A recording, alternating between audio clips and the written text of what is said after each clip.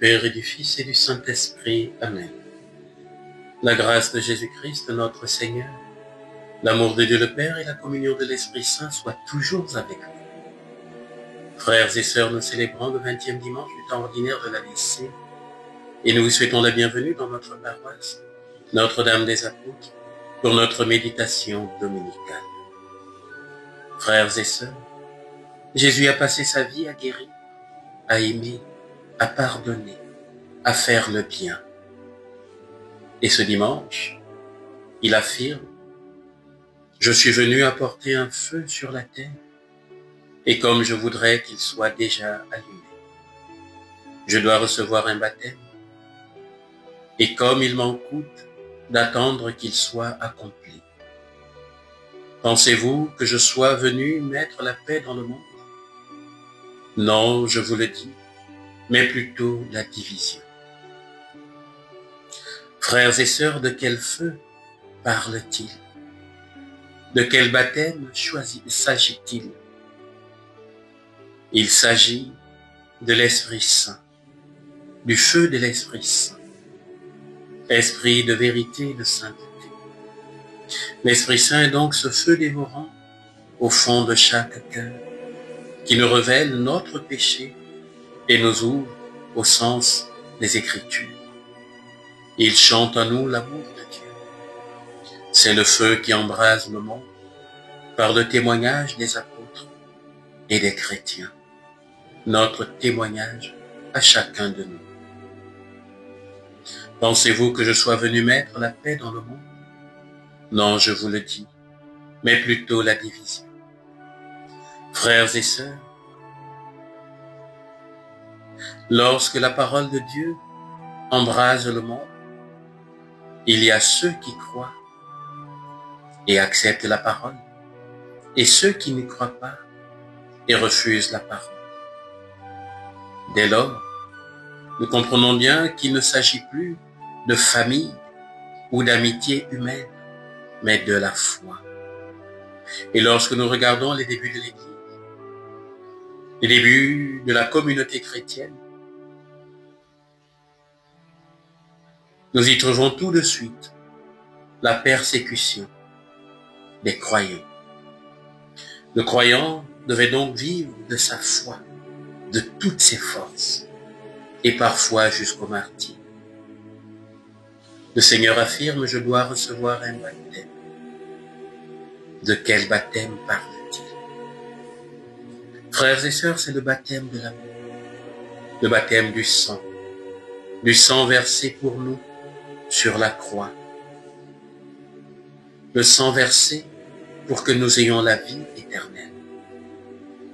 Et le Seigneur sait bien que beaucoup refuseront de croire en son sacrifice. Et même beaucoup de ceux qui refusent de croire persécuteront les croyants.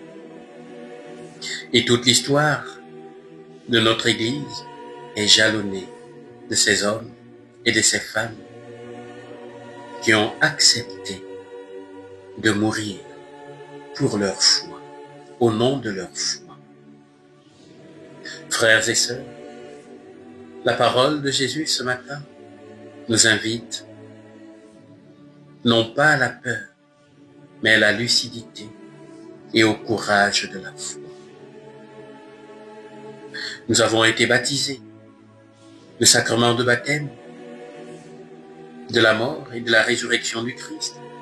Nous sommes devenus, par ce sacrement, enfants de Dieu.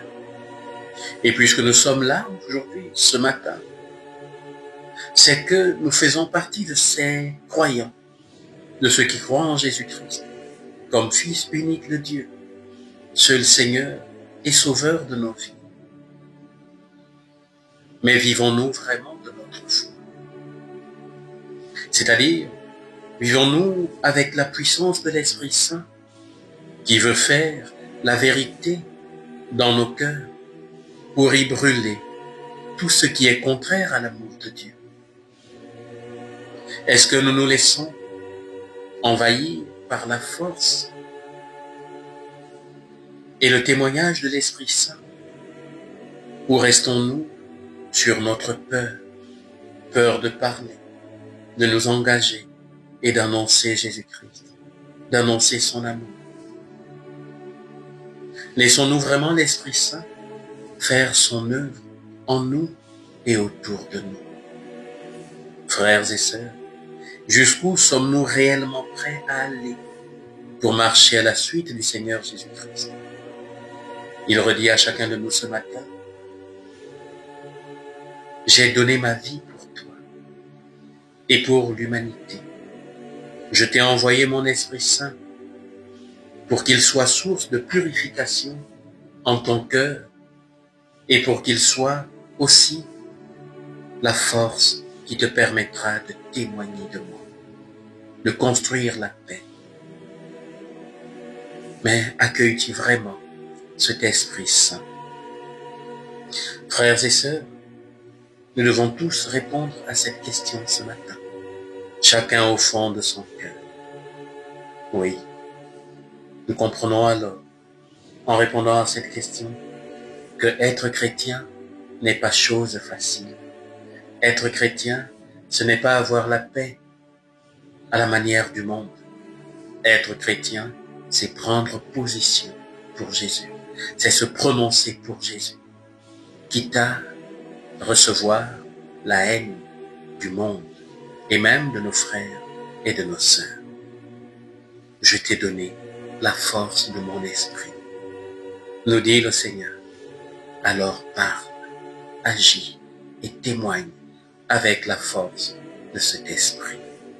Loué soit Jésus-Christ, à jamais.